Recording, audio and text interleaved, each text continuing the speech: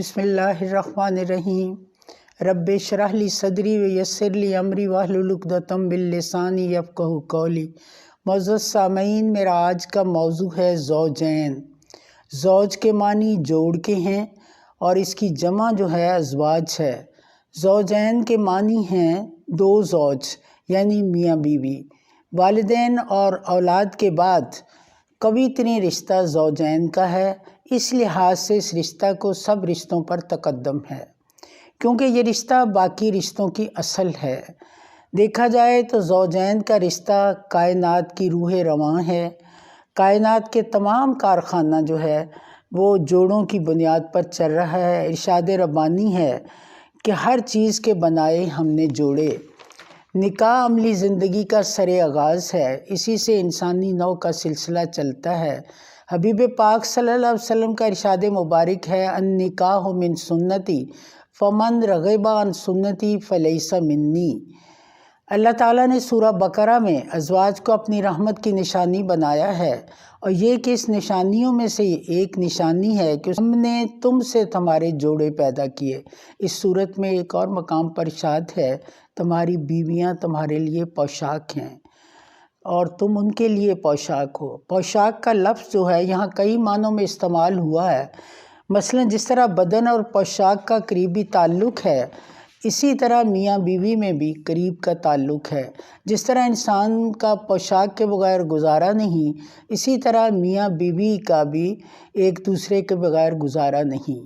جس طرح موسم پوشاک کی سختی کو روکتی ہے، اسی طرح میاں بیوی بھی مصائب کے مقابلہ میں ایک دوسرے کی ڈھال ہیں۔ پوشاک جس عزت و آبرو کی محافظ ہے، میاں بیوی بھی عزت و آبرو کے محافظ ہیں۔ جس طرح لباس زیب و زینت کرنے سے انسان کو راحت محسوس ہوتی ہے، اسی طرح نیک اور دیندار میاں بیوی کو بھی ایک دوسرے سے فرحت اور تسکین ملتی ہے۔ سورہ روم میں ارشاد ربانی ہے، اللہ تعالیٰ نے زوجین کی تخلیق اس لیے کی کہ ایک دوسرے سے تسکین پائیں، لہٰذا ان میں وَجَعَلَ بَيْنَكُمْ مَوَدَّةً وَرَحْمَةً، اور لہٰذا ان میں محبت اور رحمت پیدا کر دی۔ حبیب پاک صلی اللہ علیہ وسلم نے فرمایا، خیرکم خیرکم لأہلہ وأنا خیرکم لأہلی۔ اپنے گھر والوں سے بہتر سلوک کرو، میں بھی اپنے گھر والوں سے بہتر سلوک کرتا ہوں۔ ارشاد ربانی ہے، وعاشروہن بالمعروف، اور اپنی عورتوں سے بہتر سلوک کرو۔ حجۃ الوداع کے موقع پر حبیب پاک صلی اللہ علیہ وسلم نے فرمایا، خدا کے احکام کی پیروی کرو، عورتوں کے معاملے میں خدا کے احکام کی پیروی کرو، وہ تمہاری کفالت میں تمہارے گھروں میں رہتی ہیں، اور تمہیں امانت کے طور پر بیوی بنایا۔ آپ یہ فرما رہے تھے کہ آپ کی زبان نے کام کرنا چھوڑ دیا۔ میاں بیوی اگر ایک دوسرے کی ناگواریوں کو سہیں تو ان کے لیے بڑا درجہ ہے۔ حبیب پاک صلی اللہ علیہ وسلم کا فرمان مبارک ہے کہ جس مرد نے اپنی بیوی کی بدمزاجی پر صبر کیا، اسے ایسا ہی اجر ملے گا جیسا حضرت ابو ایوب کو ان کی آزمائش پر ملا تھا، اور جس عورت نے اپنے خامند کی بدمزاجی پر صبر کیا تو اسے ویسا ہی اجر ملے گا جیسا فرعون کی بیوی حضرت آسیہ کو ملا تھا۔ اللہ تعالیٰ نے احترام کے لحاظ سے مرد اور عورت دونوں کا درجہ برابر رکھا ہے، لیکن اللہ تعالیٰ نے انتظامی امور کی سربراہی مرد کو دی ہے۔ ارشاد ربانی ہے، الرجال قوامون، کہ مرد عورتوں پر قوام نظام کرنے والے ہیں، یعنی سربراہ ہیں۔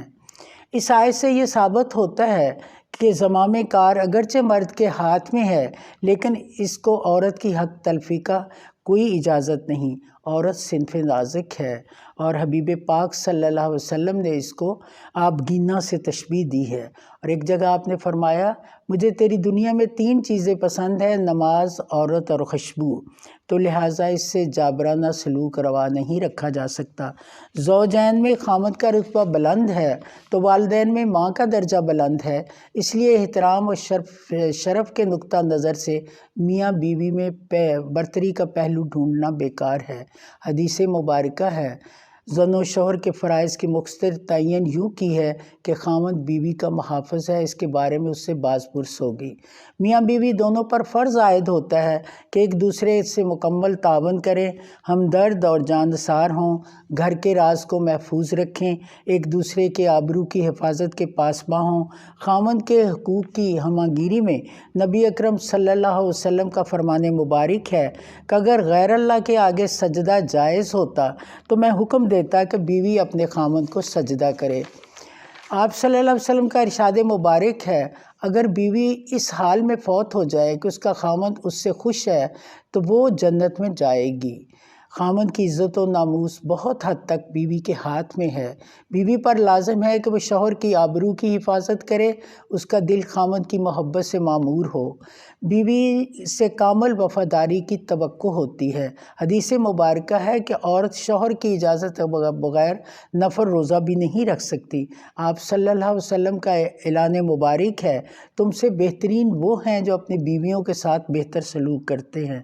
یاد رہے کہ بیوی کے مال پر خاوند کا کوئی حق نہیں، اور اگر وہ خوشی سے خرچ کرنا چاہے تو اس کی مرضی، ورنہ مرنے کے بعد وہ اس کا وارث ہو سکتا ہے۔ نبی اکرم صلی اللہ علیہ وسلم نے ازواج مطہرات کی نازک مزاجیاں خندہ پیشانی سے برداشت کیں، تو قابل غور امر ہے کہ آج کے مصائب و الام، تنزل و تخریب کا اس لیے سامنا ہے کہ مسلمان گھرانوں میں زن و شوہر کے باہمی تعلقات تعلیمات نبی صلی اللہ علیہ وسلم کے برعکس خود غرضی کی بنا پر محبت کی بجائے نفرت پر مبنی ہیں۔ نتیجتاً ایسے والدین کی اولاد مایوسی، محرومی کا شکار ہو کر یا تو ڈاکیوں اور لٹیروں کا خطرناک روپ دھار لیتی ہے، یا منشیات میں مبتلا ہو کر اپاہجوں کی گھناؤنی شکل اختیار کر لیتی ہے۔ اسی طرح وہ معاشرے کا ناسور بن جاتے ہیں۔ اس لیے مسلمان میاں بیوی کی ذمہ داری ہے کہ وہ اپنے اثار و قربانی کے ذریعے نفرتوں کو محبت میں، حق کی حمایت کے جذبے سے سرشار ہو کر اپنے گھروں کو پرسکون اور معاشرے کو مضبوط بنائیں۔ اس کی مثال ہمیں امہات المومنین حضرت فاطمہ الزہرا اور ان کی بیٹی زینب رضی اللہ کی زندگی سے ملتی ہے۔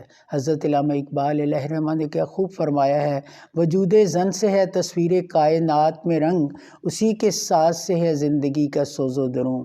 آج ہمیں ازواج النبی صلی اللہ علیہ وسلم، بنات النبی صلی اللہ علیہ وسلم کے شیوے اور طریقے کو اپنانا ہوگا۔